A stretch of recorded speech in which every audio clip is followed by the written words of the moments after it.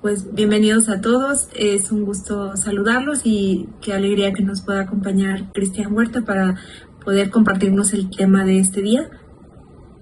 El tema sería sobre la dignidad humana y bueno, pues lo dejamos a usted para que nos comparta sobre pues este tema. Perfecto. Pues bueno, gracias por la invitación. El tema de la dignidad humana pues daría para mucho, el tiempo es reducido. Entonces, daré como lo más básico y profundizaré hasta donde me llegue el tiempo como tal. A manera de exordio o de introducción, quisiera, si vamos a hablar de la dignidad humana, quisiera comentar una experiencia reciente. Bueno, primero cito un numeral de Gaudium et Spes, que es este documento que voy a estar citando bastante, que es del Concilio Vaticano II, que dice así: creyentes y no creyentes están generalmente de acuerdo en este punto. ¿En qué punto? En que todos los bienes de la tierra deben ordenarse en función del hombre, centro y cima de todos ellos. Se está apuntando que la dignidad del ser humano es tan grande que todos los bienes de la tierra, toda la creación como tal, vamos a decir, está subordinada a una autoridad que Dios ha dado al ser humano como tal. Entonces, y aquí viene un poco la experiencia, porque recientemente yo iba manejando con mi esposa y vimos un establecimiento muy colorido, muy bonito por fuera y todo esto, pero que tenía, aquí en Los Ángeles, tenía como varias animales, perros, vacas y todo esto, pintados en los muros de una manera muy bella, pero con leyendas que decían no al especismo, no al especismo. Entonces mi esposa no sabía a lo que se refería a eso, y le digo, pues es básicamente la misma lógica de lo del racismo. El racismo es hacer diferencias por razas, y acá es hacer diferencias por especies, Y entonces hay especismos como más ligeros, y hay unos más radicales. Por ejemplo, uno más ligero es el de hoy los que se llaman veganos como tal, que no solamente no consumen carne, sino no consumen nada que provenga de alguna manera directa o indirectamente de algún animal. O sea, por ejemplo, no comen leche, no comen queso, aun cuando propiamente ese producto no es el animal, pero proviene del animal, porque asumen de que es una cuestión de una explotación a un animal. No comen abejas, no comen miel por ser producto de las abejas, etcétera. Entonces, y dentro de este grupo hacen la diferencia, pues, al decir no especismo significa por qué nosotros cuidamos a los perros, a los gatos, o sea, a las que son mascotas, y hacemos una distinción de especie casi básicamente, porque a los puerquitos, a las reses, etcétera, nos las seguimos comiendo, O sea, mucho amor a los perros y gatos, pero no a los puerquitos. Entonces, eso es un poquito muy, un aspecto como muy light en cuanto a no dividir en cuanto a especies respecto al reino animal como tal. Pero hay un grado ya mucho más radical que no quiere hacer diferencias incluyendo especies en cuanto a todas las criaturas, incluyendo el ser humano. Entonces, hay organizaciones animalistas como PETA, por ejemplo, que promocionan a un ideólogo que se llama Peter Singer, por ejemplo, por mencionar alguno.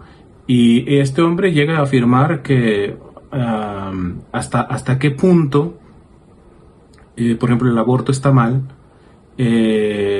porque esto de que el ser humano tiene una dignidad como intrínseca, innata como tal, cuando, por ejemplo, un ser humano, por ejemplo, mi esposa está embarazada, cuando dé a luz, si mi esposa y un servidor no cuidamos a ese bebé, se nos muere, punto. En cambio, un becerrito, a los minutos ya se vale por sí mismo, ya camina solo, él mismo va por la leche, ahí con su madre, etcétera. Hay algunas aves que ya empiezan a volar a los minutos de haber nacido casi. Entonces, es decir, que él dice, el ser humano, ¿de dónde viene esa grandeza? ¿Dónde está su dignidad? Que en base a eso nos permitimos, por ejemplo, consumir a los animales, usarlos y todo esto, y cuando el ser humano por sí solo, cuando nace, es mucho más vulnerable que los animales, ¿no? Entonces, el no especismo implica ya, vamos a decirlo así, que haya una igualdad entre los animales del reino animal con nosotros, porque nosotros sabemos que somos animales, pero racionales, ¿verdad? Entonces, en ese sentido, ya no me extrañaría pensar, ya no sé cómo ni se le llamaría, brincar todavía más, que no haya diferencia entre el mundo mineral, por ejemplo, y los seres vitales como tal, ¿no? Que tenemos un alma, el alma es el principio de vida, con las plantas, por ejemplo, las plantas son seres vivos, los animales son seres vivos porque tienen un alma, alma vegetal, alma animal, nosotros nuestra alma es alma espiritual o racional como tal, y esa hace la distinción, pero ante esta ideología que cada vez se mete de no especismo, es bastante peligroso porque las consecuencias pueden ser o están siendo ya muy graves, ¿eh? Ya proféticamente habría dicho Chesterton que donde se da culto al animal se sacrifican seres humanos, ¿eh? Entonces, repito nuevamente este numeral de Gaudium et Spes del Concilio Vaticano II. Creyentes y no creyentes están generalmente de acuerdo en este punto. Generalmente, yo no sé, pues en los 60, finales de los 60, que fue lo del Concilio Vaticano II, pero hoy yo no sé si realmente, incluyendo creyentes y no creyentes, estemos de acuerdo en esto. ¿En qué? En que todos los bienes de la tierra, toda la creación deben ordenarse en función del ser humano, del hombre, centro y cima de todos ellos. Hoy hay mucha batalla ideológica en cuanto a decir el ser humano no es el centro de la creación, ¿eh? Entonces vamos a matizar, porque ciertamente al interior de la iglesia, no por la iglesia en sí misma, sino por miembros de la iglesia, sí se ha dado el otro extremo, ¿verdad? Y se cree que el ser humano sea centro y cima de toda la creación, eso significa que sea su dictador y que explote y que maltrate a los animales y a la creación, etcétera, de una manera no ética propiamente, ¿no? Entonces, pero ya lo veremos más adelante. Entonces, quiero comenzar para aclarar esta cuestión de la dignidad humana con la palabra. A mí me gusta mucho estudié latín y griego y eso me dio siempre mucha curiosidad al estudiar estas dos lenguas. Por la etimología, más que por las definiciones oficiales, que ahorita voy a decir la definición oficial, me gusta mucho la etimología, la raíz de las palabras. Pero vamos primero con lo que dice la definición oficial de la Real Academia de la Lengua Española, que es la que rige nuestro idioma. ¿Qué entiende por dignidad? Pues es la típica respuesta muy simplona, ¿verdad? Algo que es digno, o sea, no me está resolviendo nada. Bueno, ¿qué es algo digno? Y aquí ya nos da un punto la Real Academia de la Lengua Española. Digno es algo que es merecedor de algo. Algo digno es que merece algo, ¿no? A nivel etimológico se pone ya más luz sobre la palabra, ¿no? Que es etimológicamente dignidad, viene una raíz indoeuropea, ya después pasó a dignitas en latín, que es una acción de aceptar. Entonces, si se fijan, ya va un poquito, la Real Academia de la Lengua Española dice algo digno es algo que merece algo. Y etimológicamente dignidad significa acción de aceptar. Y esto es bien importante porque cuando se habla de la dignidad humana casi siempre se habla en el sentido de como defensa de derechos, ¿verdad? Los derechos humanos, ¿verdad? Porque están basados precisamente en la dignidad humana, es la defensa de derechos.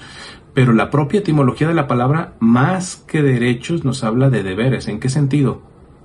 No tanto en pedir algo, sino en primero asumir algo que se da, en acción de aceptar. Algo que es digno es algo que se acepta. Entonces no es tanto el movimiento de un derecho, la dignidad humana no es un derecho propiamente, claro que lo es, ¿verdad? Es derecho y deber, ¿verdad? Pero procede de un deber de qué, de asumir lo dado, porque mis derechos humanos, mi dignidad humana, no procede, o vamos a decir, no me la he dado a mí misma, yo la he recibido.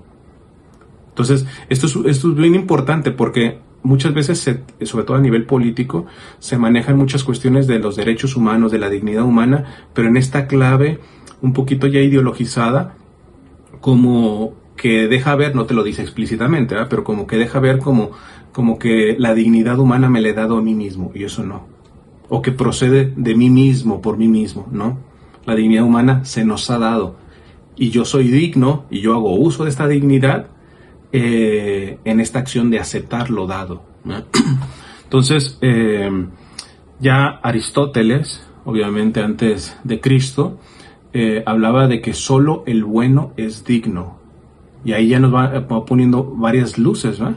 Porque alguien podría decir, pero es que la dignidad humana, de acuerdo a como la ve la Iglesia Católica, pues no necesariamente la tiene que aceptar el budista, etcétera. No, es que la dignidad humana se puede llegar a ella por la pura ley natural. Y ahí está un ejemplo. Aristóteles habla de que la dignidad radica en la bondad, ¿no?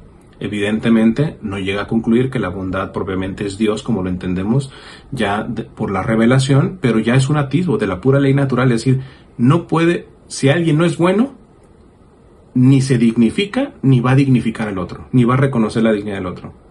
La dignidad solamente se realiza dentro de la bondad. ¿Por qué? Porque lo que acaba de decir el Concilio Vaticano II aquí, en la cita que puse, se nos ha dado como tal, y ese es el principio. Entonces, ¿en qué radica la dignidad humana? ¿En qué radica? Y ahí sí ya me meto un poco a la cuestión más magisterial, teológica, porque pues me estoy comunicando con un foro católico. ¿En dónde radica? Si a un católico le preguntan ¿dónde radica la dignidad humana? Pues radica en que somos imagen y semejanza de Dios. Entonces ahí está radicada la dignidad de Dios, del ser humano, en Dios. Nuevamente, yo no me di mi dignidad a mí mismo, la he recibido de Dios, y esa dignidad, a diferencia, por ejemplo, de los animales y las plantas, por ejemplo, son seres vivos, tienen un alma, pero no son imagen y semejanza de Dios, ¿no? Lo que nos hace dignos es esta imagen y semejanza de Dios.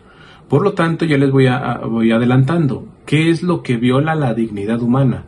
Todo lo que atente o manche o destruya, de alguna manera intente destruir la imagen y semejanza con Dios, ¿no? Entonces, dice San Ireneo de León, voy a citar muchos de los padres de la Iglesia porque a mí me gusta mucho la patrística. San Ireneo de León dice, el hombre que fue hecho a imagen y semejanza de Dios tiene la dignidad más grande, pues está llamado a la comunión con Él. Esto ya lo podemos decir. Todo lo que creó Dios es bueno, lo dice el Génesis, ¿verdad? Los animales, las plantas, la creación en sí misma. Pero ellas, al no estar hechas a imagen y semejanza de Dios, no tienen este llamado de tener una común unidad con Él. Ya lo voy a decir un poquito más adelante. El animal da gloria a Dios, pero no por un acto volitivo, porque no tienen estas potencias del alma, su alma no es espiritual. Entonces, el animal, la planta, la cascada, el monte, todo esto da gloria a Dios por sí mismo, ¿no? Pero nosotros, por tener imagen y semejanza de Dios, estamos llamados a una relación de comunión con Él, ¿no? Entonces esto nos eleva tremendamente. Yo ahorita les voy a citar una cita de mi padre de la iglesia favorito, San Juan Crisóstomo, que es muy, muy fuerte, ¿verdad? Que quizá más de uno cientificista, no digo científico, cientificista, se arranca los pelos, ¿verdad? Pero bueno, vamos a ver. Entonces dice San Ireneo de León, el hombre que fue hecho a imagen y semejanza de Dios tiene la dignidad más grande, pues está llamado a la comunión con Él. La gloria de Dios es el hombre viviente y la vida del hombre consiste en la visión de Dios. San Gregorio de Niza, también padre de la Iglesia, dice lo siguiente: la creación del hombre no es como la de las demás criaturas. El hombre tiene la capacidad de reflejar la belleza de su Creador por su vida virtuosa. Voy a parar aquí un poquito porque, a ver, para mí es lamentable muchas veces que dentro de la Iglesia, tanto consagrados como laicos, a veces se tenga una actitud crítica en contra del Santo Padre, del Papa Francisco. Y entre una de las cosas que es casi un caballito de batalla en contra del Santo Padre es la continua afirmación del Papa de que todos somos hijos de Dios. Entonces, muchos, de una manera, con una actitud bastante petulante, dicen, no somos todos hijos de Dios. ¿Por qué? Porque somos hijos de Dios a través del bautismo. Si no están bautizados, no son hijos de Dios. Y esto lo enseña Santo Tomás de Aquino a saber distinguir, ¿verdad? En la filosofía clásica, a saber distinguir, porque si no distingues, confundes. El Papa, evidentemente, cuando dice que todos somos hijos de Dios, es precisamente a este principio que da razón a la dignidad del ser humano. Si no distinguimos eso, entonces aquellos que dicen que solamente son hijos de Dios los bautizados, darían permiso al menos de manera implícita a que se pueda tratar un animal a un ser humano no bautizado como si fuera un animal y una planta. A lo menos implícitamente estarían diciendo eso. La única manera de poder salvar la dignidad del ser humano, de todo ser humano, desde su concepción hasta aquí en la tierra, hasta su muerte natural, es reconocer que todos somos hijos de Dios. Evidentemente es una filiación natural. Hay una filiación mayor que nos viene por el bautismo, que es una filiación sobrenatural. Y en este sentido sí, podemos decir que solo hijos de Dios son por la gracia y en la gracia los bautizados. Pero todos somos hijos de Dios porque hemos salido de las manos de Dios.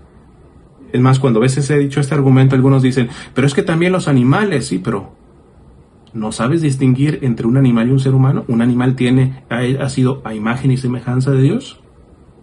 Ha salido de Dios, pero ha salido a través, vamos a decirlo, de la bodega de imagen y semejanza de Dios. Salió de la mano de Dios, pero salió por otra bodega, vamos a decirlo así, para que se pueda entender un poquito gráficamente, ¿verdad? Entonces,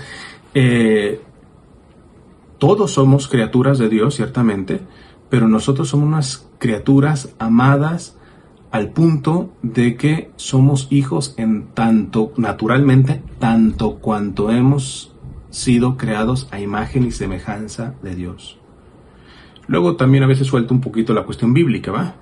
Cuando se le acercan a Jesús, a nuestro Señor, y le dicen, enséñanos a orar.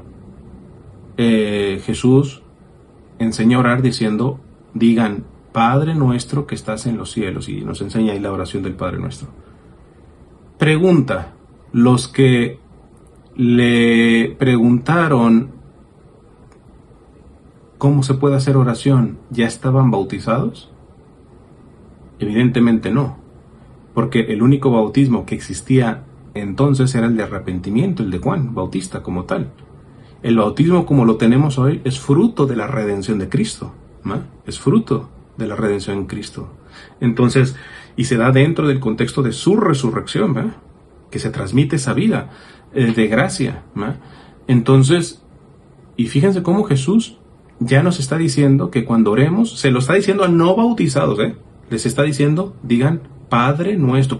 Jesús, ¿cómo le está diciendo que es Padre? Solamente los bautizados pueden decirle Padre a Dios, porque nosotros no somos hijos.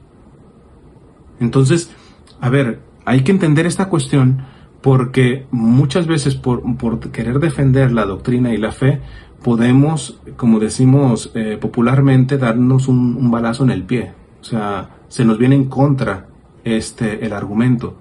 Todos aquellos que quieren, parece que dignificar solamente a los bautizados como hijos de Dios, está claro, repito, que sí, son solamente hijos de Dios, por la gracia y en la gracia los bautizados, eso está claro.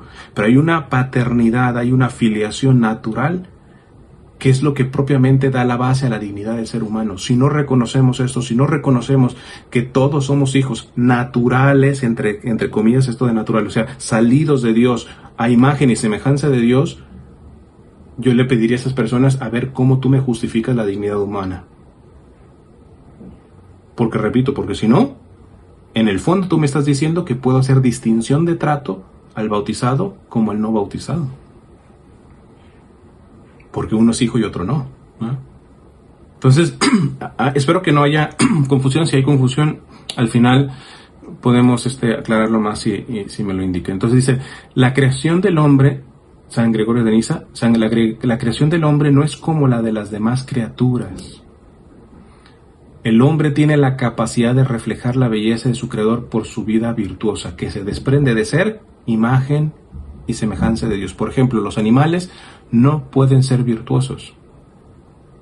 Un animal no es bueno ni malo. Si me muerde no es que se va a ir al infierno, el perro. Y si me trae el periódico porque lo entrené a traérmelo, no se va a ir al cielo, ¿no? Porque su vida tiene un alma animal, vamos a llamarlo perecedera, en el sentido de que al no ser imagen y semejanza de Dios, pues vive lo que tengan que vivir aquí y ya. Nosotros no. Estamos llamados a la comunión con Dios aquí y sobre todo y ante todo después de esta vida, ¿eh? San Juan Crisóstomo, aquí viene la cita, que quizá a más de un cientificista, repito, no estoy siendo científico, estoy siendo cientificista.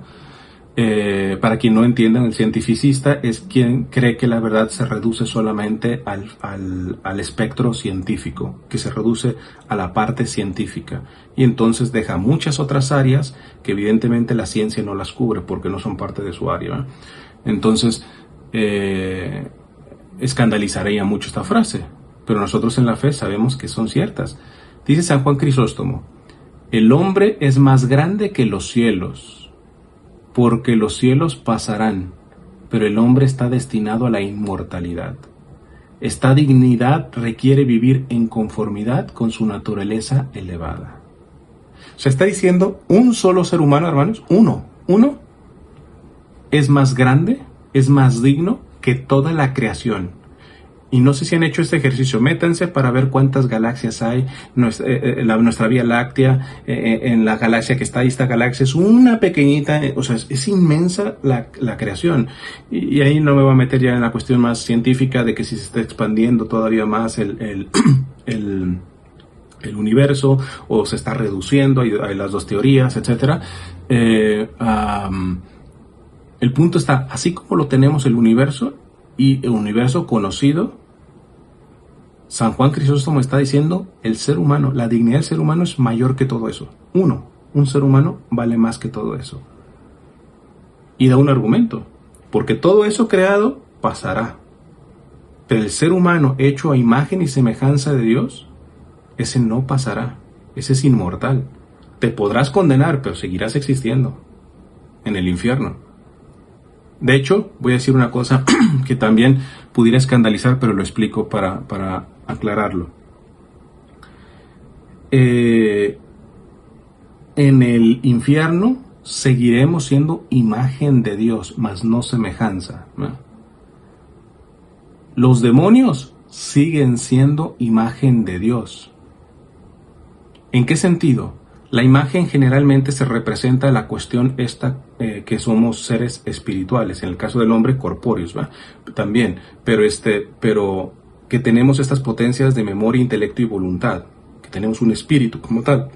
Los ángeles, buenos y malos, no han dejado de ser espíritus, por lo tanto siguen siendo y serán por siempre imagen de Dios en este sentido, porque Dios es el espíritu puro, en mayúsculas, vamos a decirlo así. Pero la semejanza tiene que ver más, para decirlo de una manera entendible, con la vida de gracia. En este sentido, todos los condenados, todos los demonios, nunca jamás podrán ya ser semejanza de Dios, porque libremente han perdido esa semejanza que es mediante la gracia, ¿no? De hecho, el ser humano la perdió, pero ahorita vamos a ver cómo quien restablece precisamente la dignidad es Cristo, ¿no? Porque nos devuelve esa semejanza, ¿no? Pero bueno, entonces repito, San Juan Crisóstomo: el hombre es más grande que los cielos, porque los cielos pasarán, pero el hombre está destinado a la inmortalidad. Esta dignidad requiere vivir en conformidad con su naturaleza elevada.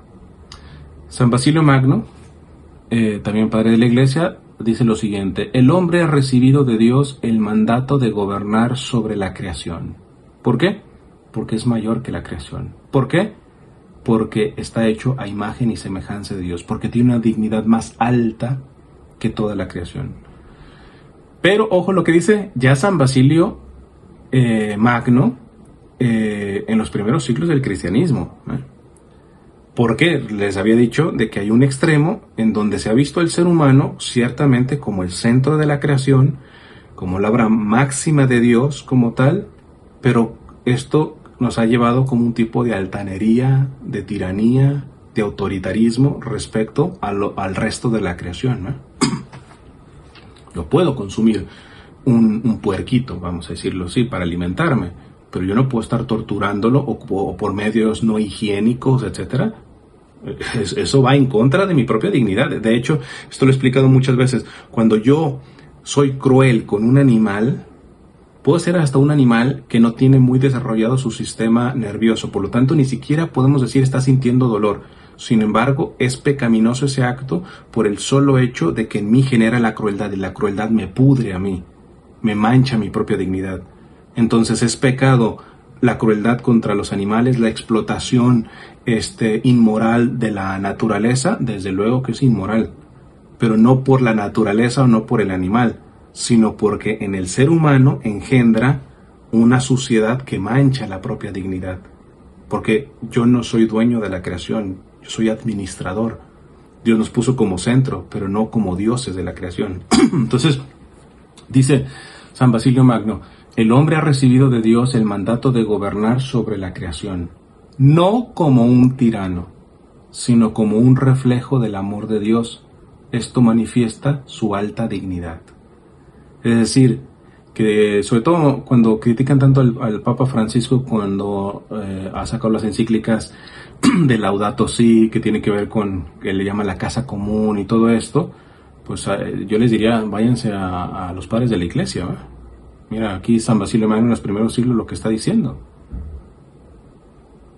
El hombre ha recibido de Dios el mandato de gobernar sobre la creación, no como un tirano, sino como un reflejo del amor de Dios. Esto manifiesta su alta dignidad. Es decir, que si estamos destruyendo nuestra casa común, vamos a llamarla en este sentido nuestro planeta, algo nos está diciendo que la manera de vivir la dignidad que hemos recibido por parte de Dios no la estamos ejerciendo muy bien, que digamos, ¿verdad? Con esto nos vamos a ir a otro extremo, a creer que en panteísmos de que el mar es Dios, que todo. No, evidentemente no. Pero el que no nos vayamos a ese tipo de cuestiones no nos exime de también alejarnos del otro extremo, en donde creemos que la dignidad del ser humano nos permite hacer lo que queramos delante de la creación. Somos más que la creación, pero precisamente porque somos más, tenemos que mostrar nuestra dignidad en el trato, como dice aquí San Basilio, del reflejo del amor de Dios en lo que tenemos que administrar. Dice Gaudium et Spes del Concilio Vaticano II. La Biblia nos enseña que el hombre ha sido creado a imagen de Dios con capacidad para conocer y amar a su Creador. Aquí radica la dignidad, hermanos, como les digo. Aquí radica la dignidad. Esta es la clave. Y cuando yo evidentemente entendí esto, pensaba yo, pero ¿qué pasa con, por ejemplo, con un niño que tenga hidrocefalia, que tenga problemas cognitivos, etcétera? Entonces uno se da cuenta que la distinción entre intelecto, en el sentido de la potencia del alma, y la inteligencia en el sentido de procesamiento de datos, vamos a decirlo así, ¿no? O vamos a ponerlo de una manera más sencilla, uno entiende la diferencia entre ser inteligente y ser sabio. Yo como misionero les puedo decir que de la gente más sabia que yo he encontrado en la vida, mucha de ella tiene muy pobre educación académica, muy pobre capacidad para el estudio. Algunos ni siquiera saben leer y escribir, pero tienen una sabiduría profunda. Una sabiduría profunda.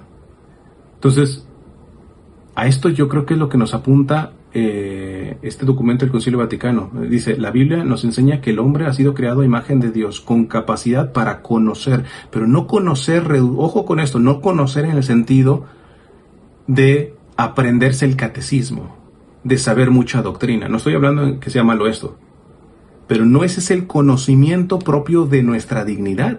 ¿Por qué? Porque si ese fuera el caso, la inmensa mayoría de la población del mundo hoy, que no tiene un acceso a un estudio académico alto como tal, ya no digo teológico, civil. ¿Cuánta es la población que logra graduarse de una carrera universitaria en el mundo? Entonces, si reducimos el conocimiento de Dios a una cuestión meramente, vamos a llamarlo así, universitaria, también ponemos en juego, no queriéndolo, ponemos en juego la dignidad del ser humano. Entonces, ese niño que nació con hidrocefalia o que tiene algunos problemas cognitivos y que los va a tener por el resto de su vida, tiene un alma con intelecto, pero repito, no intelecto en el sentido de capacidad de procesar información, de aprender información, ¿no? Sino a capacidad de abstraer la esencia de las cosas. Y por eso podemos ver personas, por ejemplo, entre comillas, ya no es el mejor término decirlo, pero como en estado vegetativo, teniendo relación con su Señor. Cuando salen de ellos, te dicen, ¿por qué? Porque su alma tiene este intelecto. Y desde ahí pueden amar al Señor.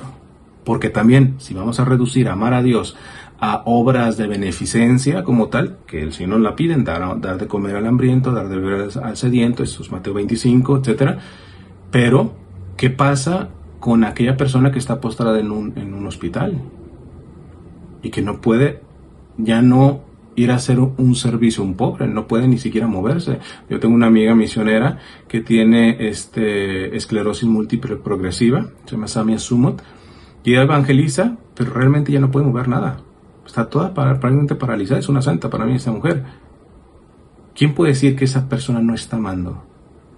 Entonces, cuidado con los reduccionismos de entender conocer a Dios en el sentido de aprender mucha Biblia o aprenderme el catecismo de San Pío X o el Concilio de Trento, etcétera. Todo eso es muy bueno, pero ya lo dijo Benedicto XVI en Deus Caritas Est, en su primera encíclica. Parafraseo, dice Benedicto XVI, que la fe no comienza con un acto intelectual, podríamos decir doctrinal, ni tampoco comienza con un acto volitivo o en el sentido moral, cumplir los mandamientos, etc. La fe comienza con un encuentro con alguien vivo y real que es Cristo.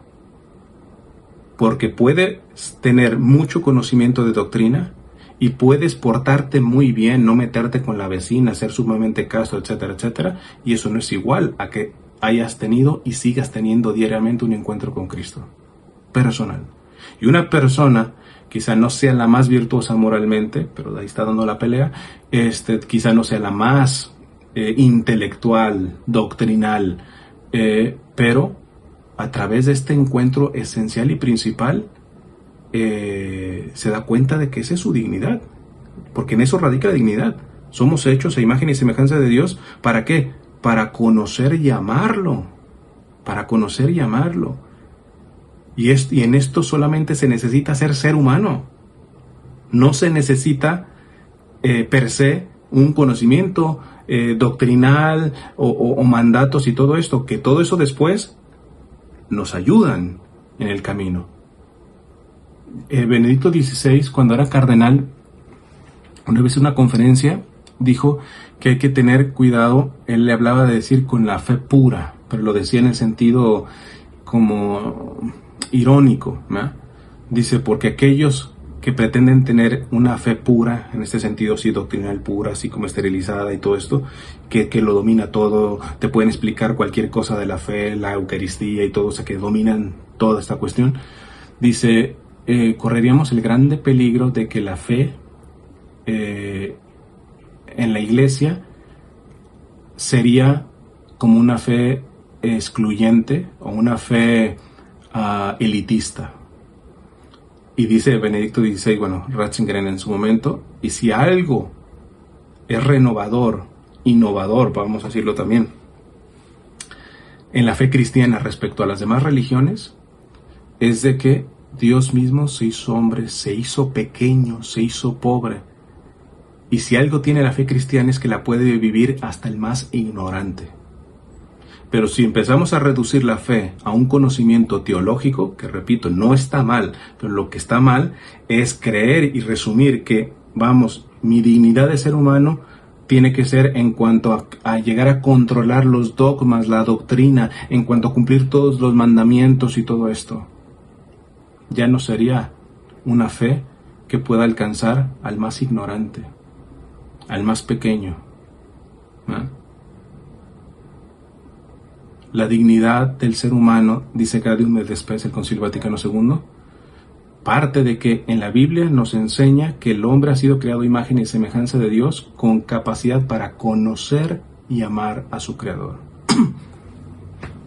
Que la doctrina, la ascética, el ayuno, todo esto nos ayuden en este camino, perfecto, en eso sí, pero no podemos poner, no pretendamos meter el segundo gol antes del primero. El primero es, tú eres capaz de conocer y amar a Dios por el solo hecho de ser ser humano, porque tienes una dignidad que precisamente se sostiene en esto, ¿no? Eres imagen y semejanza de Dios para poder conocer y amar a Dios. Ahora, esta plenitud de la imagen y semejanza de Dios se da en Jesús, en Cristo. Dice nuevamente Gaudium et Spes, el que es imagen de Dios invisible, está citando a Colosenses 1:15, es también el hombre perfecto que ha devuelto a la descendencia de Adán la semejanza divina. ¿Se recuerdan? Imagen y semejanza es la diferencia que dice. Fíjate que aquí el mismo Concilio Vaticano II lo dice. El que es imagen de Dios invisible, Colosenses 1:15, es también el hombre perfecto que ha devuelto a la descendencia de Adán la semejanza divina deformada por el primer pecado.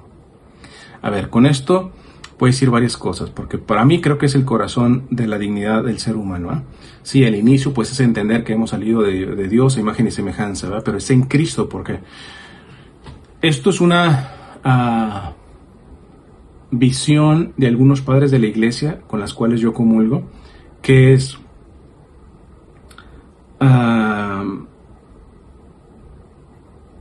cuando se habla de la rebelión de los ángeles, los que hoy llamamos demonios, hay una vertiente en los padres de la iglesia que dicen que Dios nunca se les mostró tal cual es, o lo que se llama la revelación, la revelación beatífica, la visión beatífica. ¿Por qué? Porque si nosotros vemos a Dios tal cual es imposible negarlo, es imposible rechazarlo. Sobrepasa las potencias de nuestra alma, nuestras potencias, mi intelecto, mi memoria, mi voluntad, todo eso se rinden. Si yo veo a Dios así, por eso siempre es interesante en el templo de Jerusalén, en el Santo Sanctorum, en el Santo de los Santos, en la partecita donde solamente entraba el sacerdote, había una cortinita y el sacerdote entraba y generalmente con un listón, que a veces le ponían unos cascabeles o una campanita, porque sabían que si el sacerdote veía a Dios, allá azotaba. Y entonces con ese lacito ya la gente lo jalaba porque no iban a buscarlo allá porque también iba a morirse. Es decir, esta visión del encuentro directamente con Dios es irresistible, no se puede.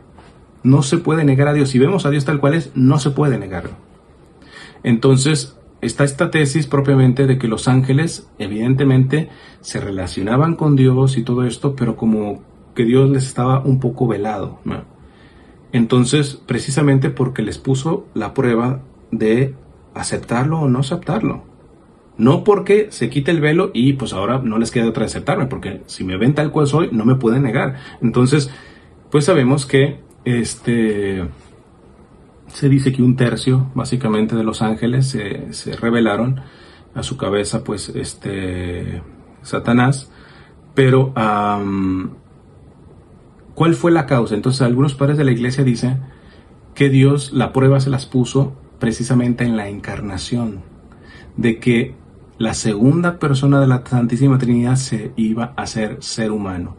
El ser humano, por criatura como tal, es inferior al ángel, ¿no?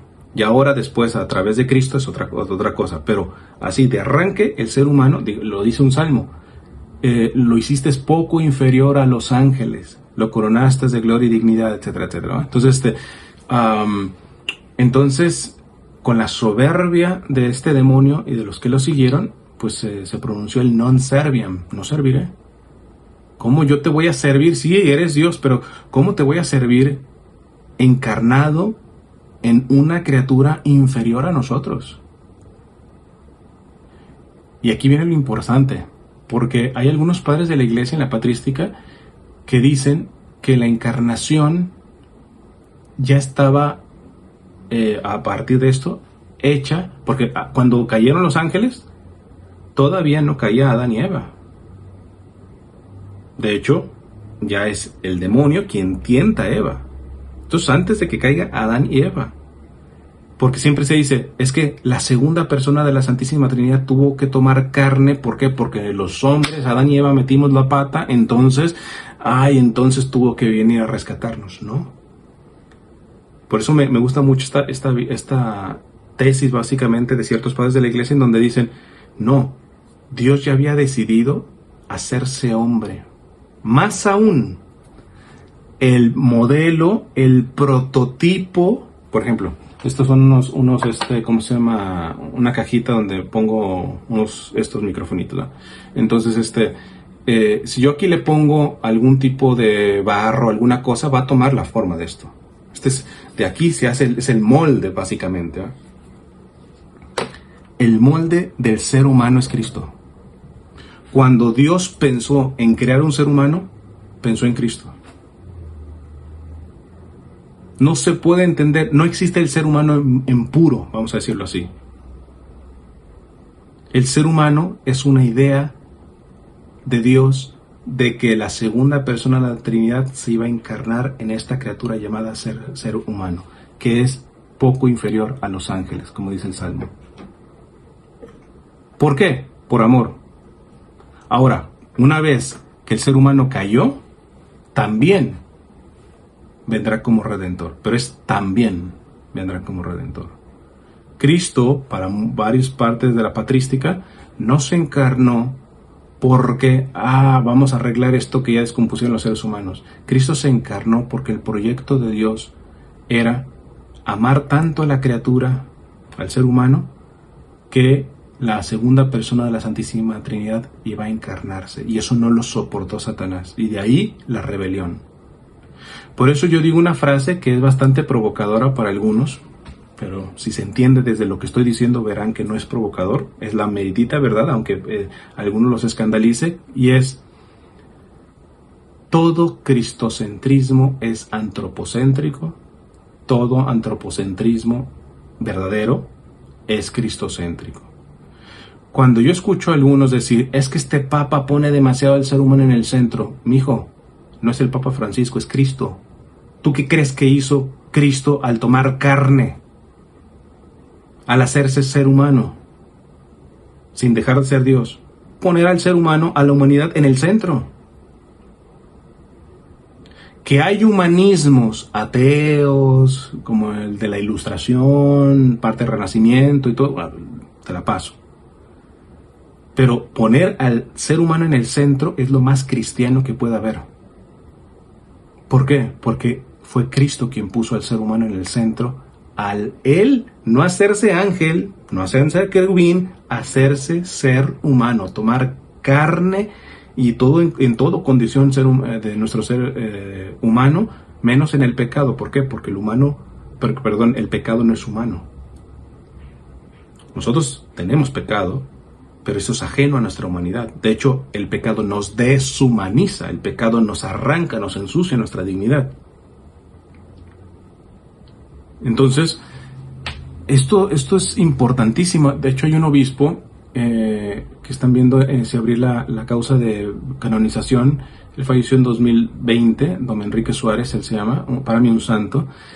Él decía, por ejemplo, una vez dando una homilía sobre la ascensión del Señor, dice, este día es tan importante porque desde el día de la ascensión la Santísima Trinidad existe de una forma distinta. Porque antes de la ascensión, la Santísima Trinidad no tenía carne. Y Jesús, al resucitar, carne glorificada, pero carne humana. Dentro de la Trinidad podemos decir hay carne humana. Y lo decía tan hermoso don Enrique Suárez, decía, ahora nosotros podemos decir, dentro de la misma Santísima Trinidad hay uno de nosotros. Hay uno de nosotros. porque la segunda persona de la Santísima Trinidad volvió, pero volvió encarnada. Con cuerpo glorificado, claro, no es igual al cuerpo que tenemos nosotros, sujeto todavía al tiempo y espacio aquí, pero ser humano, hay carne humana, glorificada, dentro de la Santísima Trinidad en este momento. Y eso no existía antes de la ascensión del Señor.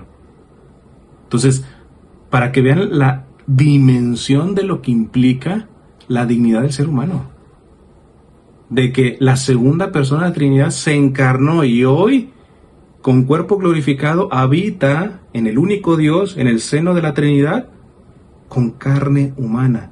Una carne glorificada que estamos destinados tú y yo, si nos salvamos, claro está, a participar. En este sentido, diría el padre Carreiras, también en paz descanse, un astrofísico jesuita, él decía, no parece poesía, pero no.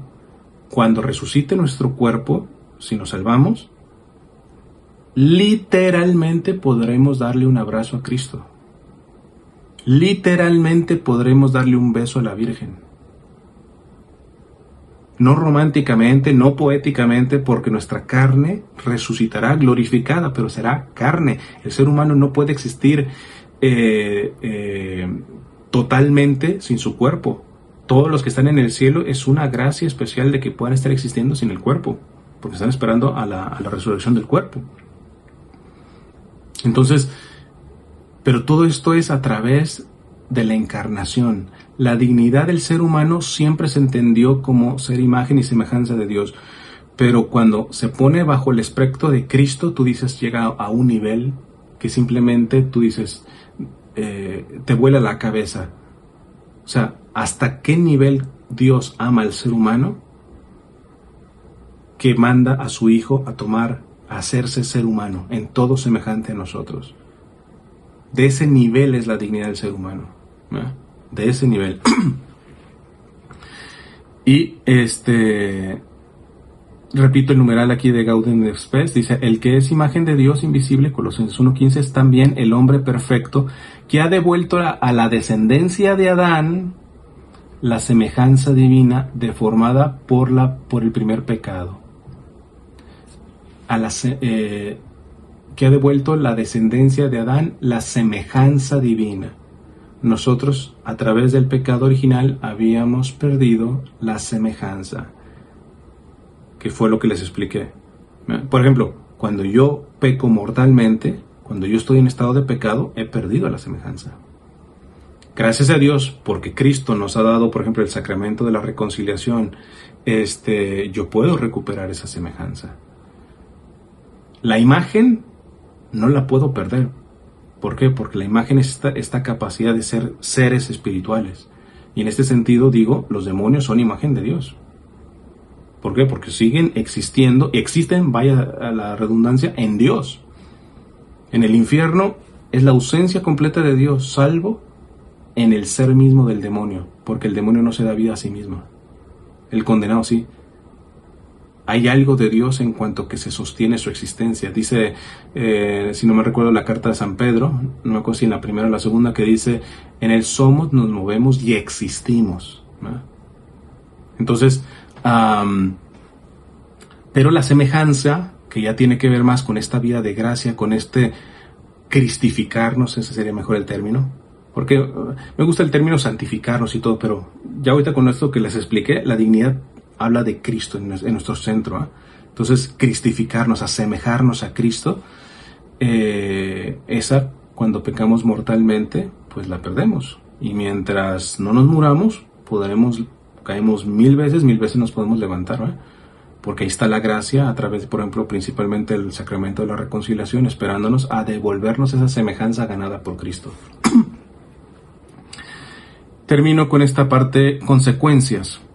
¿Qué implica entonces todas estas consecuencias de este nivel de nuestra dignidad? La Gaudium et Spes dice, la dignidad humana requiere, por tanto, que el hombre actúe según su conciencia y libre elección. Es decir, movido e inducido por convicción interna, personal, y no bajo la presión de un ciego impulso interior o de la mera coacción externa. Voy a quedarme con esta última frasecita. Bueno, lo repito y reafirmo esta última partecita, porque honestamente en mi trabajo misionero creo que es el mayor peligro que estamos viviendo para poder vivir nuestra dignidad. Repito, dice el Concilio Vaticano II, la dignidad humana requiere, por tanto, que el hombre actúe según su conciencia y libre elección. Por esta cuestión de libre elección, nosotros sí podemos ser buenos o malos. El perro no. El perro, al no tener esta conciencia y esta libre elección, cuando muerde no es un pecador y por eso no se le procesa y se le lleva a la policía. Y cuando te trae el periódico moviendo la cola, etcétera, tampoco le damos un premio, ¿eh? Entonces, dice el concilio, es decir, movido e inducido por convicción interna personal y no bajo la presión de un ciego impulso interior o de la mera coacción externa. Es decir, que la dignidad la dignidad para que pueda estar cumpliendo su misión tiene que alejarse de estos dos extremos. El ciego impulso, que es darle vuelo a la hilacha, decimos en México, a tus pasiones, a la concupiscencia, a la inclinación del pecado, o coacción externa, que es una cuestión de reprimir y aguantar. Lo voy a poner con un ejemplo que creo que es más entendible. Hay un obispo, en paz descanse también, él murió en Brasil, pero era español. Ciertamente él se adhirió a ciertas cuestiones de la teología de la liberación no sanas, etcétera, pero como dice San Pablo en una de sus cartas, examínenlo todo y quédense con lo bueno. Y él tenía muchas cosas buenas, Monseñor Casaldáliga, en muchas cosas yo no compartía con él, ¿verdad? Pero tiene un soneto referente al celibato sacerdotal. Y en una de las estrofas dice así, dices Monseñor Casaldáliga, en paz descanse, no es que dejéis el corazón sin bodas, habréis de amarlo todo, todos, todas. Es bellísimo porque alguien podría entender que el celibato es como que, uy, el religioso, el sacerdote, la religiosa se tiene que aguantar el resto de su vida. No. No es un ciego impulso de quien, por ejemplo, en cuestión de materia sexual hace lo que se le pega la gana, pero tampoco quien reprime. Porque el que reprime se vuelve una olla express que tarde que temprano termina explotando. Y hemos visto ejemplos, muchos de los abusos sexuales al interior del clero. Es gente que vivía perfectamente la castidad, nomás no aguantó, se estaba aguantando y explotó. No, tú no tienes que aguantarte. Tú tienes que, hay un término que hoy se menciona en psicología, sublimar, es decir, tú tienes que desarrollar tu sexualidad, pero dentro de un contexto de celibato. Y por eso esta frase del soneto de Monseñor Casaldáliga, no es que dejéis el corazón sin bodas, es decir, los consagrados no son, en el mal sentido de la palabra, solterones, ¿eh? No. Habréis de amarlo todo, todos, todas. Nosotros los casados también tenemos que amar todo, todos, todas, pero por nuestro estado de vida, mi prioridad es mi esposa. En cambio, el célibe tiene esta misión de amar todo, todos, todas. Entonces, a hablar de la dignidad humana, vemos que algo que te rompe la dignidad no solamente es la parte, vamos a llamarlo así, liberal, progresista, modernista, pues sí, de darle rienda a la hilacha, de tu concupiscencia, etcétera, etcétera. Esto casi siempre vemos que es el único peligro a nuestra vida de fe y por lo tanto a nuestra dignidad.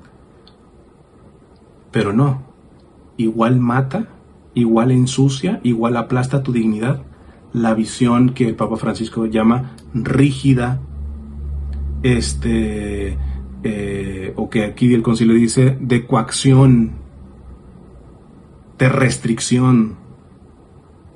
No, nosotros tenemos que movernos en la libertad, en la alegría, que es un fruto del Espíritu Santo, porque eso es ahí donde se realiza nuestra dignidad humana. Y claro, a veces caeremos más de un extremo, a veces más del otro, pero que nos quede clarito que nuestra dignidad se realiza no en el ciego impulso, ni tampoco en la coacción externa, ¿no? Alejarse de los extremos, en pocas palabras, hermanos, porque los extremos siempre terminan aplastando la dignidad propia y ajena. Dice el concilio en Gaudium et Spes: la razón más alta de la dignidad humana consiste en la vocación del hombre a la unión con Dios. Que esto ya lo habíamos mencionado al principio. Un perro, la naturaleza misma, el espacio en sí mismo, el universo en sí mismo, no son más dignos de nosotros porque no pueden tener común unidad con Dios, ¿no? Dan gloria a Dios en ser lo que son, punto, nada más. Pero nosotros tenemos la misión, es a ese nivel es nuestra dignidad. Desde su mismo nacimiento, el hombre es invitado al diálogo con Dios. Y aquí, yo cuando leí esto de Gaudium et Spes, yo diría que hoy este documento se podría corregir en una cosita. ¿Cómo vas a corregir el magisterio? En esencia no estoy corrigiendo nada, sino simplemente explicitando por la información que hoy tenemos. Porque fíjense, repito, el numeral dice: la razón más alta de la dignidad humana consiste en la vocación del hombre a la unión con Dios. Desde su mismo nacimiento, no. Hoy podemos decir desde su concepción, no desde su propio nacimiento, el hombre está invitado a dialogar con Dios. Hoy sabemos que el bebé ya gestante, bueno, ahí hay un video, búsquenlo, es de un papá brasileño.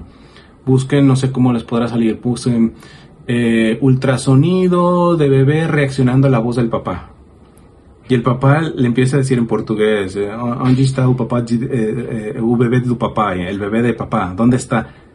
Y en el ultrasonido, ya tridimensional, el niño reacciona y se emociona con la voz del papá. Entonces, y no ha nacido. Desde la propia concepción ya hay un ser humano ahí. Biológicamente y en el sentido de las potencias del alma ya están ahí, está totalmente el entendimiento, la voluntad, la memoria, ya está ahí. Por lo tanto, que no nos acordemos de la relación, del acercamiento de Dios cuando era un bebé concebido de un segundo de vida, no significa que Dios no se haya acercado ahí. Además, esto, si quieren, pónganlo devocional, no lo crean. A mí, a lo menos se me hace lindo, y lo menciono. Ya no me acuerdo a quién, sí, fue una amiga, no sé si algunos han escuchado el testimonio de la señora Gloria Polo, más allá de si creen o no en lo que pasó con ella, pero ella tiene la versión un poco, por la experiencia que tuvo, de que dice: cuando un bebé, por ejemplo, de pronto sonríe sin causa alguna, dice, está teniendo un encuentro con su ángel custodio, o Dios está derramando una gracia que después, cuando tiene uso de razón, por respeto a la libertad del ser humano, Dios esconde, ¿no? De alguna manera, para que pueda tener el mérito del acto libre. Mira, yo no sé si tenga base o no base, pero entendiendo muchas cuestiones ahorita de la epigenética que se ha demostrado y todo esto, a mí me hace perfecta resonancia de que el ser humano desde la propia concepción ya esté realizando esta misión de su dignidad de entrar en relación con su creador, ¿eh? De hecho, les digo, mi esposa está embarazada y a veces cuando lo empezó a sentir me ponía la mano en su vientre y yo no lo lograba, estaba más profundo, ella sí lo sentía. La primera vez que yo lo sentí fue en misa, porque algo tiene este bebé que en misa se mueve mucho, ¿eh? O sea, ella siente como que está muy, muy feliz y todo eso. Entonces, a mí no me extrañaría que evidentemente él, aunque no tenga desarrollado toda esta cuestión ya más estructural del pensamiento y todo esto, en su alma él se esté dando cuenta que estamos en la Santa Misa, ¿eh? Gracias a esa dignidad de ser ya hijo de Dios, por ser salido a imagen y semejanza de Él, y pues prontito, porque yo no me voy a tardar, si Dios me lo permite, no tardará mucho en bautizarlo, ¿no? Para que sea hijo por la gracia. Pero es que si no me creen esto, vamos a la Sagrada Escritura, hermanos. ¿Cómo reaccionó San Juan Bautista en el vientre de Santa Isabel cuando vio a la Virgen que venía con Jesús? O sea, el primero que reconoce a Jesús después de la Virgen es uno nacido, es alguien en el vientre materno. Entonces, cuando yo leo este numeral de Gaudium et Spes, entiendo, pero creo que hoy se podría hasta ya matizar y ampliar el término. Leo por tercera vez y última este numeral. La razón más alta de la dignidad humana consiste en la vocación del hombre a la unión con Dios. Desde su mismo nacimiento, el hombre es invitado al diálogo con Dios. No, desde su nacimiento no, desde su mismísima concepción. Y sigue diciendo Gaudium et Spes, cada uno sin ninguna excepción. Estamos hablando ya ahorita de las consecuencias. A ver, la primera consecuencia, para ponerlo ya más fácil, la primera consecuencia es entender que la realización de la dignidad no se va a realizar en los extremos, en un ciego impulso de mi humanidad herida, ni de una coacción externa, de un rigidismo. Esa es la primera consecuencia de saber que eres digno, que no te puedes acercar a esos extremos porque esos extremos anulan, ensucian, aplastan tu dignidad. Segunda consecuencia, hay muchas, ¿verdad? Pero yo les voy a mencionar más algunas. La segunda, les acabo de decir, la segunda consecuencia es, para que tú desarrolles tu propia dignidad, pues es tratar con aquel que te la dio. Y esto desde la mismísima concepción, pero ya cuando tienes uso de razón, estamos llamados a eso, ¿no? San Agustín: Señor, nos creaste para ti y nuestro corazón seguirá inquieto hasta que no descanse en ti. Y una tercera consecuencia, dice Gaudium et Spes, cada uno sin ninguna excepción debe considerar al prójimo como otro yo. En la naturaleza sumida, Cristo ha unido así a toda la humanidad. Es imposible creer que una persona está viviendo de acuerdo a su dignidad si no trata a los demás con dignidad. Es una hipocresía. Repito estos numerales de Gaudium et Spes. Cada uno, sin ninguna excepción, debe considerar al prójimo como otro yo. O sea, si yo sé que hay algo, alguna actitud, pónganla la que quieran, daña mi dignidad, ¿por qué la tengo con otro? Si el otro soy yo también. No en el sentido panteísta, no, en el sentido de que del cuerpo místico de la iglesia, que también mencionamos, ¿no? Dice, en la naturaleza sumida, Cristo ha unido así a toda la humanidad. Cuando leen los padres de la iglesia, por ejemplo, ellos concibieron mucho esto. Hay un libro en donde lo desarrolla, que fue uno de los teólogos del concilio, Henri de Lubac, el padre Henri Cardenal, al final de Henri de Lubac. Él menciona esta cuestión con papelito en mano, O sea, no es la idea de, porque sé que algunos no son muy afines a los de la Nouvelle Théologie, como Henri de Lubac y varios teólogos del concilio, pero él no hizo más que poner a los padres de la iglesia y demuestra de cómo los primeros cristianos entendían la salvación en un todo, que lo resumían en Adán. Cuando ven un texto de los padres de la iglesia en donde hablar de Adán, están hablando de la humanidad completa. Y esto se ve reflejado, por ejemplo, en los crucifijos ortodoxos o de rito oriental. Bueno, aquí yo tengo uno, pero este es de rito oriental, pero aquí no lo tiene. Aquí solamente tiene el Nika, que significa victoria en griego, y lo del Jesucristo acá, pero generalmente abajo tienen una calavera. Eso significa, hay una tradición en Oriente que se dice que la cruz del Señor se fue colocada en donde estaba la tumba de Adán, porque para los primeros cristianos entendían que la salvación de Cristo abrazaba toda la humanidad, del pasado, del presente y del futuro. Entonces, que su sangre bañó toda. Ahora, esa humanidad del pasado, del presente y del futuro puede rechazar esa sangre, pero Cristo se la dio a todos. Cristo no hizo acepción de decir, nomás los míos, los que me aplauden. No. Después tú reniegas de ellas pues eso es el infierno. El infierno no es propiamente un castigo, sino es la consecuencia de, quieres renegar de tu propia dignidad, pues en el único lugar donde no vas a vivir con dignidad se llama infierno, punto, ¿no? Pero es esta dimensión, hermanos, que es importante. Hace unos años entrevistaba al liturgista de la Conferencia Episcopal de Colombia,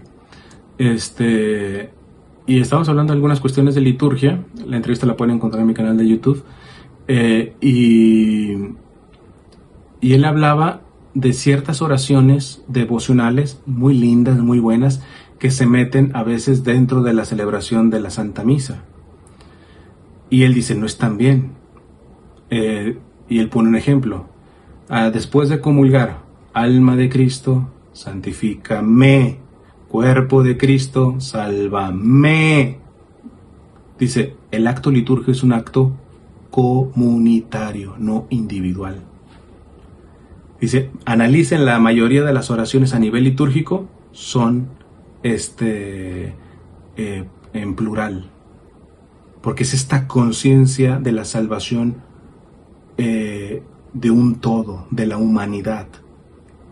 Que repito, los primeros cristianos no decían humanidad, decían Adán. Al decir Adán, estaban diciendo toda la humanidad. Y entonces él dice, es importantísimo entender esta cuestión de la Santa Misa, que la Santa Misa no es un acto de devoción privada, individual. Algunos que promocionan ahorita mucho la misa tridentina, yo voy al menos una vez al mes, la quiero esa misa, pero muchos la han agarrado como herramienta para promover un tipo de espiritualidad individualista. Es que a mí el silencio, el latín me gusta y me... Ya no se diga otros, que porque allá tocan batería o porque es chistoso el padre. Es todo, pero es menos el sentido del sacrificio redentor de Cristo, de esa presentificación del único sacrificio del Señor en unidad con su única humanidad, con ese único cuerpo, que inclusive no solamente se limita a la tierra. Sabemos que también participa la iglesia purgante y la iglesia triunfante en cada misa. Entonces, atención con esto. Termino con esta cuestión de una consecuencia de la dignidad humana, que es, no puedes quedarte en ti mismo. Si tú reconoces tu dignidad humana, en automático tienes que ver que el otro es igual de digno que tú, y que juntos están llamados a amar, conocer a Dios, a servir a Dios. No voy a leer todo el texto, ya nomás se los parafraseo. En Reconciliatio y Penitencia de Juan Pablo II, se nos habla que así como hay una ley ascendente que se llama la comunión de los santos, por la cual hasta el que está postrado en un hospital que se une a los méritos de Cristo, está salvando el mundo. Oye, pero no está dando charlas, no está ayudando desde ahí, por la comunión de los santos, él está conectado a toda la iglesia y a todo el mundo. Y bueno, si no, no tendrían sentido los monasterios de clausura. ¿Para qué nos servirán los monasterios de clausura si no entendemos la comunión de los santos? Nos sirven porque sabemos que toda su oración y todo su trabajo ahí, en lo privado, en lo secreto, es oxígeno puro que están lanzando a la iglesia y al mundo entero. Pero dice Juan Pablo II, así como existe esa ley ascendente, hay una ley descendente que él le llama la comunión del pecado, por la cual tú y yo podemos tener un pecado muy privadito, nadie se enteró, etc. Pero por esta comunión, por estar conectados, yo aventé toxinas, venenos a las venas de la iglesia y del mundo entero. En este sentido, cuando nosotros vemos los grandes males, por ejemplo las guerras, si yo tengo a lo menos pecado, si yo he pecado, soy responsable, a lo menos indirectamente, de los grandes males. Porque luego uno empieza a tener una actitud bastante puritana, no pura, puritana, santurrona, no santa, santurrona, de creer que los grandes males dentro de la iglesia y fuera de ella es por los malos pastores o por los malos... Dice San Juan de Ávila, doctor de la iglesia, a la iglesia y al mundo le beneficiamos más revisando la propia conciencia que la conciencia ajena, precisamente por esta comunión de los santos. Porque si algo mata y ensucia mi dignidad, es el pecado. pero no hay ningún pecado que se quede solamente en mí. Que alguien diga, como algunos habrán escuchado, bueno, si me voy al infierno, ¿tú qué? Déjame. No es que no te puedo dejar, porque no hay ningún condenado que vaya solo al infierno. Todo condenado se va al infierno porque empujó a otros o porque viene jalando a otros. Tampoco hay santos egoístas. Nadie entra al cielo al estilo budista, ¿verdad? Centrado en sí mismo y llega al nirvana. No. Todo el que entra al cielo empujó a varios al cielo o viene arrastrando a otros. Porque somos una humanidad. No somos un panteísta de que somos un todo de Dios, como estas cuestiones más orientales. No. Somos un todo dentro de la individualidad. Yo seguiré siendo Cristian Huerta aquí, en el cielo, en el purgatorio o en el infierno. Punto. Eso no se va. Pero eso no quita de que soy parte de un todo. Por eso todo el bien y todo el amor que yo pueda hacer, entre más me asemeje a Cristo como tal, y ame como Cristo ama, yo estoy regando oxígeno puro a esferas que ni siquiera yo me estoy dando cuenta. En el juicio final nos vamos a dar cuenta hasta dónde llegó al haber vivido de acuerdo a nuestra dignidad. Y si vivo de acuerdo en contra de mi dignidad, es decir, no digo ni siquiera pecando, sino justificando el pecado, porque cualquiera puede pecar.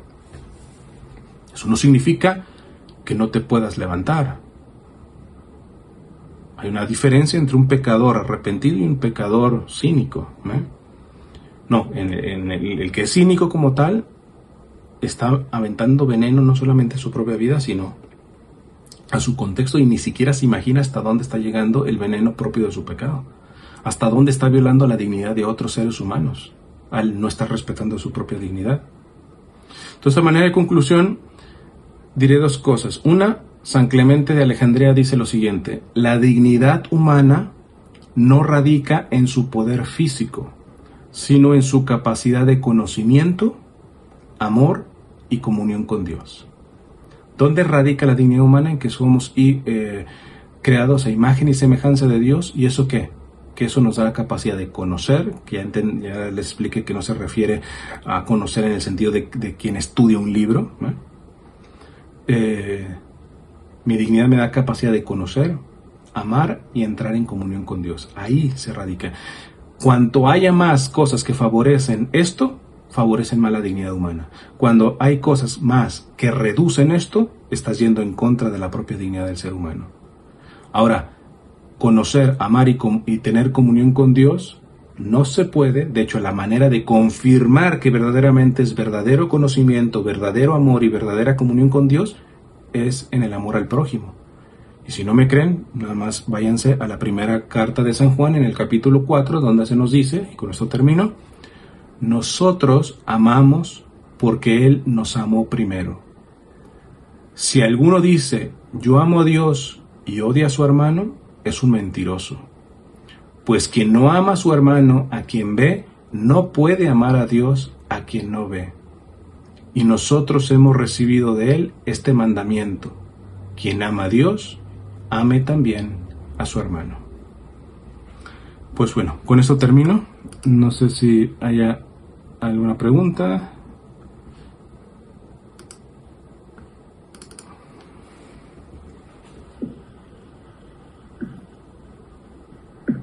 No, sí, alguien alzó la mano. Iván, creo que tiene por allá alguna pregunta. Sí, muchas gracias, madre. Buenas tardes, hermano Cristian. Oiga, cuando hablaba acerca de lo de el bautismo, me surgió una pregunta y ya tal vez no lo comprendí bien o no lo escuché, pero me gustaría pues tenerlo claro. ¿Qué es lo que un bautizado que vive en gracia y otro sin el bautismo, pero de conciencia moral recta y justa ante Dios, o al menos con firme intención buena de hacer lo correcto, nos da la certeza de la salvación de ambos? Y cómo interpretar de modo correcto el dogma del pecado original si el pecado es ajeno al ser humano. ¿Sí me podría ayudar? Bueno, es bastante... o sea, da para responder con mayor amplitud. Voy a ver si puedo sintetizar. A ver, cuando yo digo que el pecado no es humano, es en cuanto que, vamos a llamarlo, si me permiten el símil un tanto superficial, cuando Dios creó al ser humano en el instructivo no venía pecado. Venía esta pieza, pero no venía pecado. ¿Por qué? Porque, como les he dicho, yo soy muy cercano a esta versión de algunos padres de la iglesia. La idea de que Cristo se encarnó no fue para salvarnos, principalmente, sino fue por amar. Y el molde del ser humano, el ser humano original y supremo es Cristo como tal. Si yo quiero ser humano, no hay otra forma que cristificándome. No hay otra forma, porque eso es ser humano. Ser humano es Cristo como tal, ¿no? Entonces, en ese sentido, el ser humano, por eso se nos dice en Filipenses, por ejemplo, que Cristo asumió en toda nuestra condición menos en el pecado. ¿Por qué? Porque el pecado no es humano en el sentido innato de la palabra.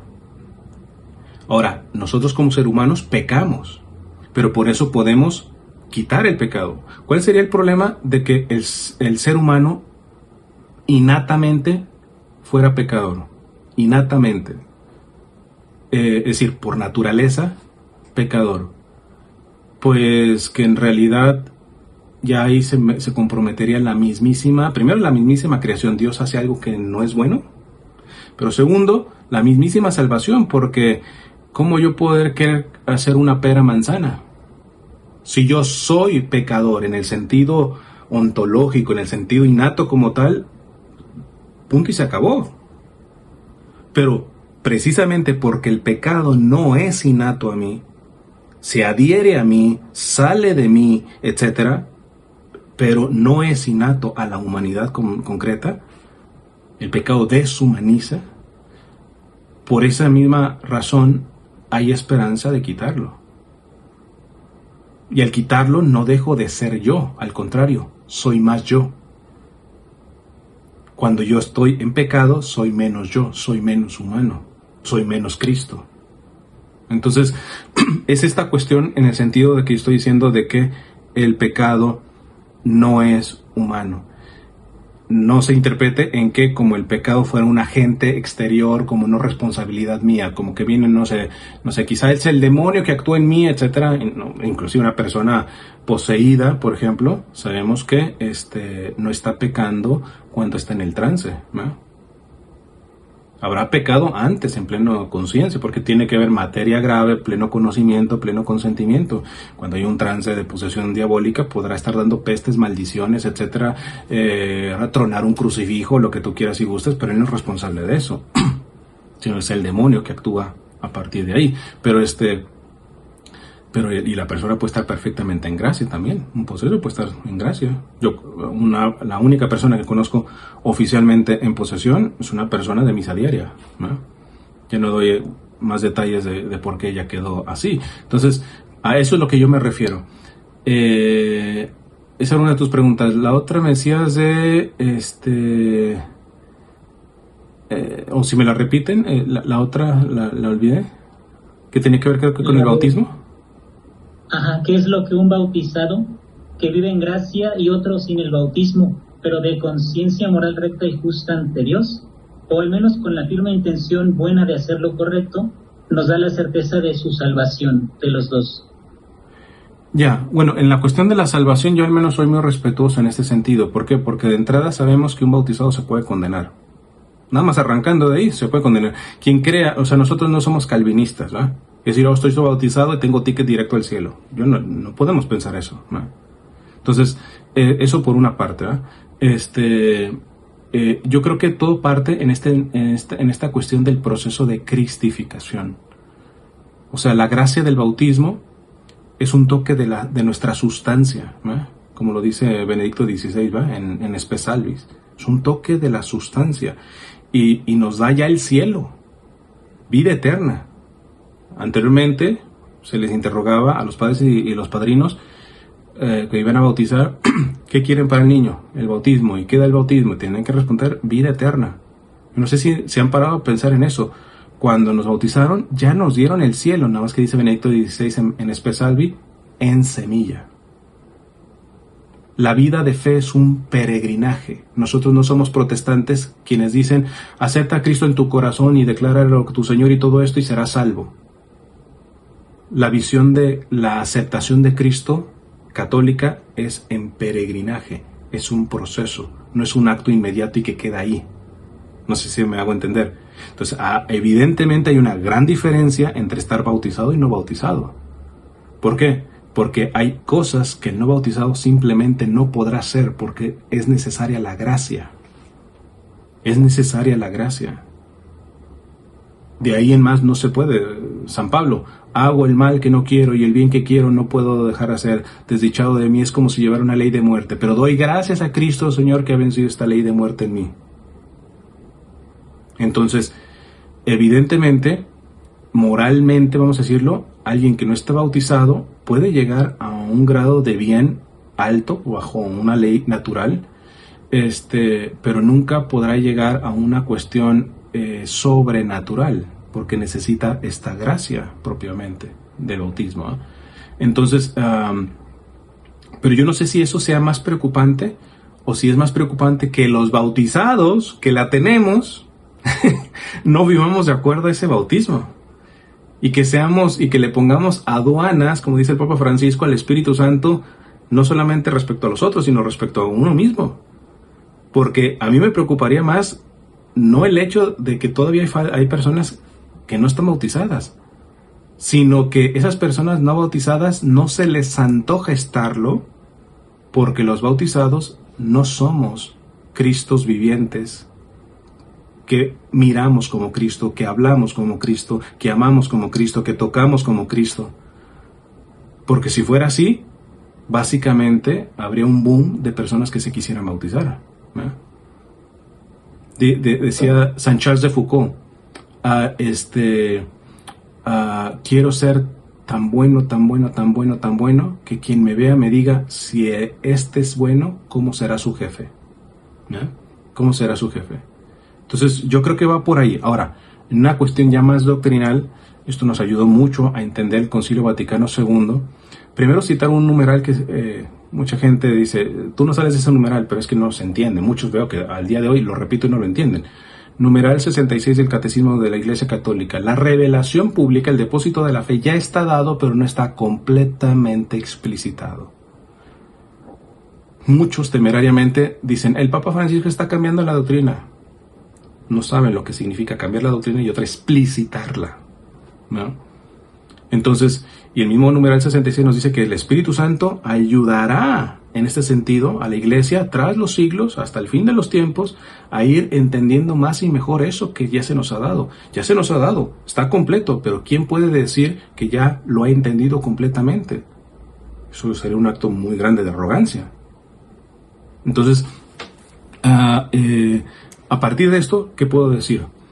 En el caso de los que murieran no estando bautizados, no conscientemente aceptado a Cristo, el mismo concilio nos habló de esta cuestión de lo que estás hablando. O sea, hay una respuesta a la conciencia, a esa dignidad innata que tiene, ¿verdad?, que le ha venido de Dios, ¿verdad? La ley natural es divina, ¿verdad? Entonces, porque ha sido dada por Dios. Y entonces dice el mismo Evangelio que a cada quien se le pedirá según se le ha dado. Ahora, lo que está claro es que aquel que muere sin ser cristiano, sin su bautismo, sin culpa como tal, y habiendo respondiendo lo mejor a su conciencia y a la ley natural, se salvará en Cristo y se salvará a través de la iglesia como tal. El problema está que algunos entienden la iglesia como un tipo de club, a la cual, a ver, enséñame tu membresía. Es una visión muy reduccionista. Ahí yo sí invitaría a leer el Concilio Vaticano II para entender la iglesia con mayor amplitud en este sentido, ¿eh?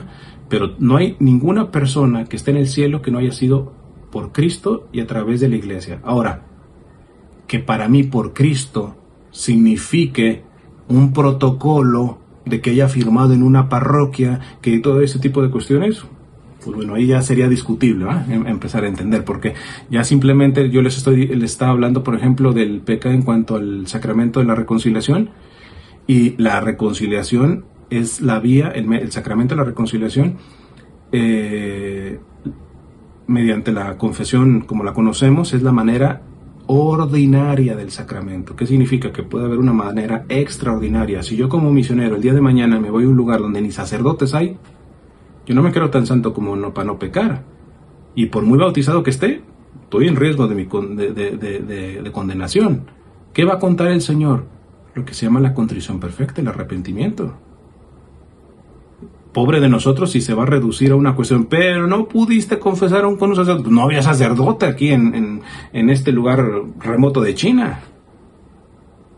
Entonces, ahí es donde yo creo que hay que hacer sus matices.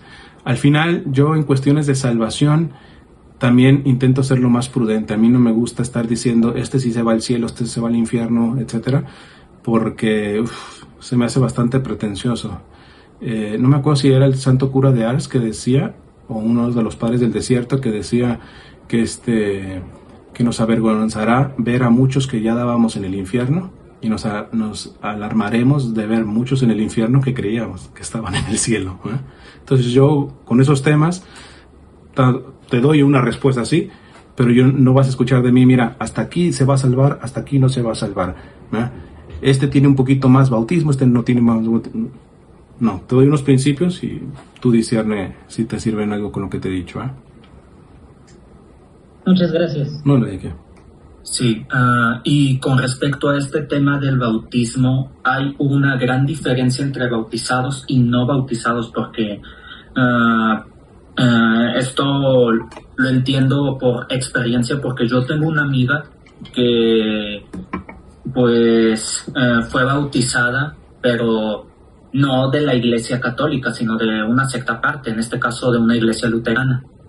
¿Cómo podría pues explicarle de manera clara cuál es el principio de un bautismo católico en este caso? Bueno, el bautismo, para empezar, el bautismo es el sacramento de sacramentos, o sea, sin eso, ahí arranca todo, ¿eh? Una tarea que yo podría dejarles es lean la encíclica Spe Salvi, o se llama Salvados por la Esperanza, de Benedicto XVI, fue la segunda que escribió. Ahí da muchos principios que hacen valorar tremendamente el bautismo. Pero aquí nos puede ayudar un poco la doctrina básica. ¿Qué se necesita para que un bautismo sea válido? Como todo sacramento, materia y forma. ¿Cuál es la materia del sacramento? Agua. ¿Cuál es la forma? La fórmula trinitaria. Entonces, al día de hoy, si una persona está en una iglesia no católica y es bautizada con agua y bajo la fórmula yo te bautizo en nombre del Padre, del Hijo y del Espíritu Santo, ese bautismo es válido. La iglesia no los vuelve a bautizar. La iglesia solamente hace un proceso de legitimación, porque un sacramento es válido y tendrá que ser válido y legítimo. Pero es que hasta en cuestiones de peligro de muerte, es el único sacramento que lo puede dar cualquier persona. Ojo que no estoy diciendo cualquier católico, cualquier persona. Dios no lo quiera. Mi esposa, cuando esté dando a luz y todo esto, no estoy yo ahí, lo que sea, y el bebé tiene complicaciones, yo le puedo decir al doctor que podrá ser budista o ateo, derrame un poco de agua, diga esta fórmula y que tenga la intención de dar lo que da el sacramento, y queda verdaderamente bautizado. Ya después entrará un proceso protocolario para la cuestión de la legitimación, ¿eh? Pero el bautismo es válido mientras esté la materia y la forma, ¿eh? Esto lo digo porque hay que ver, porque hay iglesias protestantes o evangélicas que bautizan solamente en el nombre de Jesús. Es inválido ese bautismo.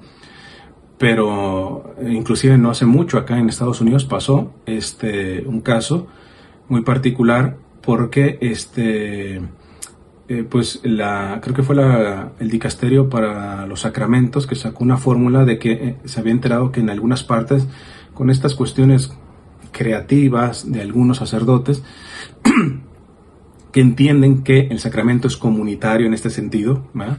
Pero ya le meten su creatividad y su invención, empezaban a dar bautismos como diciendo, a ver, todos repitamos, te bautizamos en el nombre del Padre, mal. La fórmula es yo te bautizo, porque no es Cristian Huerta o estoy viendo aquí nombres Irma, Juan Pablo, etcétera. Es Cristo el que está bautizando, es en Cristo como tal. Entonces es en primera persona, yo te bautizo. Por lo tanto, los bautismos que se empezaron así con muy buena intención, nosotros te bautizamos en el nombre del Padre y del Hijo, son inválidos. No ni siquiera ilegítimos, o no legítimos, sino inválidos. Ahí no hubo bautismo. El problema es que esto lo vio acá en Estados Unidos un sacerdote y revisó el video de su bautismo y lo bautizaron así. Tuvo que hacer todo. Porque evidentemente sin bautismo no hay ni confirmación ni ordenación sacerdotal. Tuvo que empezar de cero, no hubo nada. Entonces, ¿qué sería para una persona que no sea católica? Pues primeramente verificar que la materia y forma del sacramento se haya dado y la Iglesia Católica no los vuelve a bautizar. En este sentido, muchas iglesias protestantes y evangélicas, sí, a los católicos que se van para allá los bautizan. Yo les digo un poco de broma, les digo a estas personas, no te están bautizando, te están remojando nada más, ¿va? Porque el bautismo imprime carácter. Una vez bautizado no se quita jamás. Nunca se borra el bautismo. Y para ellos, por ignorancia, pero es un pecado gravísimo. Rebautizar, entre comillas, rebautizar, es muy grave porque es un solo bautismo como tal, ¿va? Entonces, ya hay, al menos acá en Estados Unidos hay iglesias, ahorita no me recuerdo cuáles, protestantes, que inclusive en el diálogo ecuménico que se tiene con la Iglesia Católica han entendido esto, y también si un católico se fuera a esas iglesias, no lo vuelven a bautizar. No lo vuelven a bautizar porque entienden que teológicamente, si el sacramento del bautismo se dio en su matriz, su forma, es grave pecado volver a bautizar. Fíjense, es tan grave que, por ejemplo, ¿qué pasa cuando por alguna cuestión, desastre natural, se quema los archivos de la parroquia, etcétera, y no se puede probar alguna cuestión si me bautizaron o no me bautizaron? Si hay una fórmula litúrgica en donde el sacerdote o el diácono que pueda estar bautizando más o menos dice, casi como por si no estás bautizado, yo te bautizo en nombre del Padre, del Hijo y del Espíritu Santo. Vean hasta dónde es la cuestión de la gravedad. Por si no estás, o sea, por si estás, yo no voy a pecar. Entonces, por si no estás, yo te bautizo en nombre del Padre, del Hijo y del Espíritu Santo. Si no está bautizado, ahí se valida, ahí recibe un sacramento válido del bautismo. Pero si estaba, no se está bautizando otra vez. Y la persona que lo está dando no está pecando, de presunción, en el sentido de menospreciar un bautismo válidamente dado, ¿no? No sé si explique un poquito por ahí. Sí, muchísimas gracias.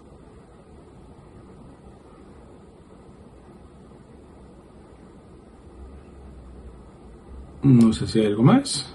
Si no... Quisiera que todo quedó muy claro.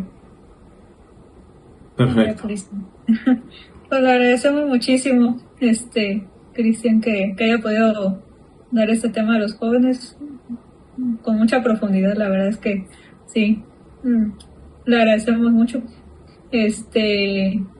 Y pues bueno, esperamos que no sé, quizás en alguna otra ocasión invitarlo también, apoyarnos. Ya. Y pues sí. Sí, no me dejan saber y pues lo podemos hacer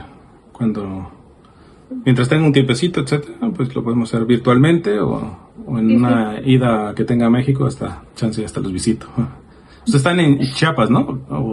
Sí, En Chiapas. En Berriozábal. Ya. Pues chance y en una de esas hasta les visitamos por ahí. Sí. Pues muchas gracias, le agradecemos mucho, Cristian Huerta, por todo lo que nos ha enseñado en este día y todo el tema que nos ha dado. Le agradecemos mucho también por su tiempo. Y bueno, ahí hay un grupo de muchachos jóvenes de Colombia que también son parte del grupo, se andan formando entre adolescentes y jóvenes, llegan a casa de la señora Andrea y bueno, pues también son parte del apostolado. Qué bien. Pues adelante, sigan y les digo, recomendable, lean Spe Salvi de Papa Benedicto XVI, les va a ayudar mucho a fortalecer esta identidad que recibimos sobre el bautismo, que fue la que le dio la fuerza a los mártires de los primeros siglos principalmente, ¿no? Entonces, que luego también lo expliqué, ¿no? O sea, esto en el bautismo ordinario, pero existe también lo que le llaman el bautismo de sangre, que eso le pasaba a los mártires que estaban preparando y de pronto pues eran martirizados por amor a Cristo. No recibieron ni el agua ni la fórmula y todo eso, pero era un bautismo de sangre, y el bautismo de deseo.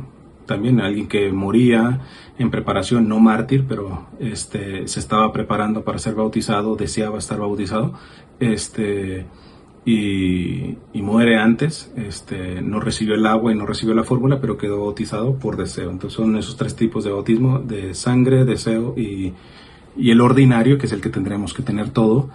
Promuevan mucho en la cuestión de las familias, porque no sé allá cómo están las cosas, pero acá en Estados Unidos yo a veces les digo, un poco en broma, por no yo querer llorar, ¿verdad? Pero les digo, a veces los niños ya vienen con bigote cuando los vienen a bautizar, ¿verdad? Entonces, porque se tardan tremendamente, y la verdad que uno ve, no sé, los padres de Santa Teresita, tú ves las cartas de Santa Celia y todo eso, como quería bautizar lo antes posible y se ponía súper nerviosa porque la madrina no iba a poder llegar antes y todo esto.